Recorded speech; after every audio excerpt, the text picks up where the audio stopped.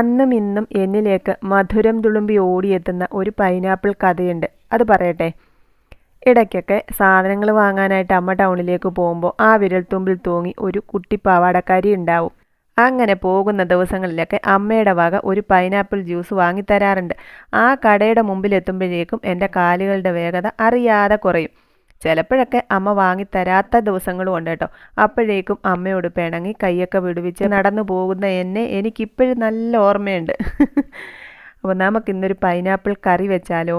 Pineapple അരിഞ്ഞ് ചെറിയ കഷ്ണങ്ങളാക്കി ഉപ്പും മഞ്ഞളും വെള്ളം ഒഴിച്ച് വേവിക്കാൻ വെച്ചിട്ടുണ്ട്. അതിനുള്ള അരപ്പ് തേങ്ങ, ജീരകം, ചുവന്നുള്ളി, പച്ചമുളക് നല്ലവണ്ണം അരച്ചിട്ട് പൈനാപ്പിൾ വെന്ത് വരുമ്പോൾ തവി കൊണ്ട് തന്നെ അത് നുടച്ചിട്ട് അരപ്പ് ചേർത്ത് കൊടുക്കണം. മിക്സിയുടെ ജാറ് കഴുകി ചാറിനാവശ്യമായ വെള്ളം കൂടി ഒഴിക്കണം.